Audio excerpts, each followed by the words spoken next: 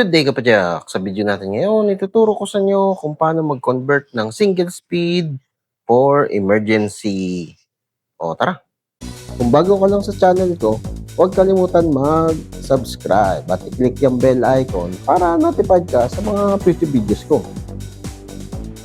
Di ba like na rin?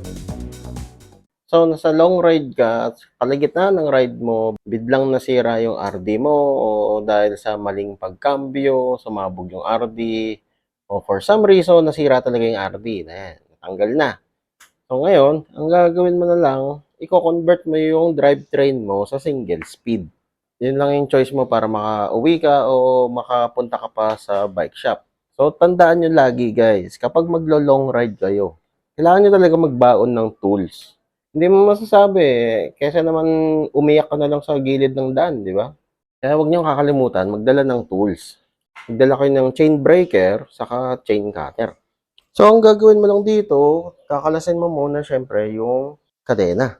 So, chain breaker, kung naka-missing link ka, or chain cutter, kung hindi ka naman naka-missing link, o nakadugtong lang talaga yung kadena mo.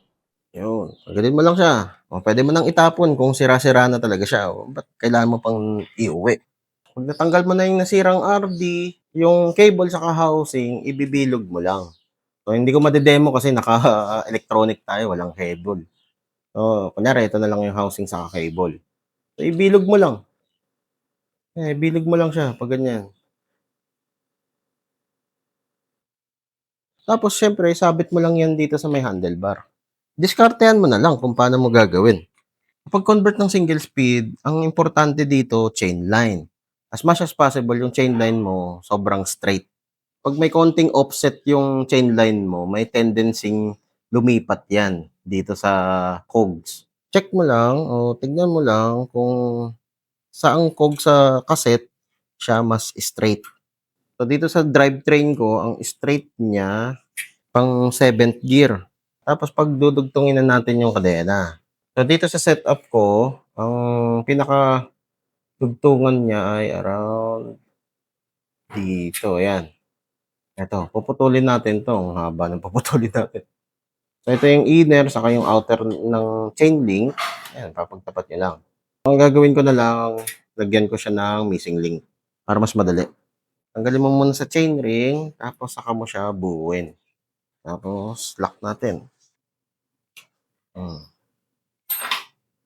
Alright, so buo na yung chain natin para sa single speed. Mas maigi dito nyo paadaanin sa cogs. Kasi mas maliit yung tension dito kaysa dito sa chain ring. So, ilapat nyo muna yung kadena dito sa chain ring. Yan, like so. Yan, okay na yan.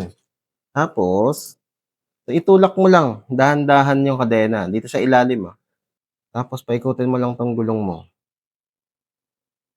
Yan, kakagat yan. Okay, wait lang. Ayaw. Ayun. Okay. Kumagat na. Hindi na-stress yung link ng kadena. Lalo na kung nagdugtong ka lang dito sa pinaka-link, hindi ka gumamit ng missing link.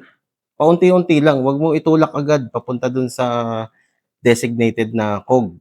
Isa-isahin mo lang para hindi pwersado yung kadena. Kapag dito sa chain ring yung pinadaan, medyo delikado, pero it will work. Delikado dahil pwede mag-snap yung kadena. Ayan o. Oh. Ang laki ng tension niya dito. Ayan guys ha. Maskip. Yun nga lang, may mga chances na pwedeng mabungi yung ngipin ng chainring. So yun na, buo na yung single speed na DIY. Kahit balik-balik ka rin mo yan, backpedal mo yan, hindi matatanggal yan dahil masikip yung tension.